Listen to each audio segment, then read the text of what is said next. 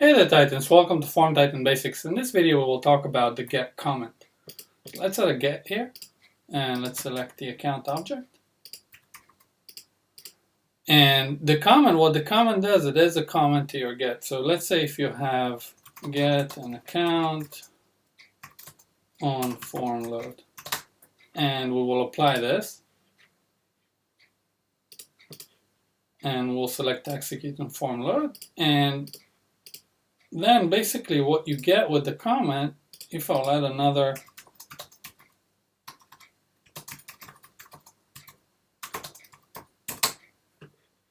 and let's set a quick condition here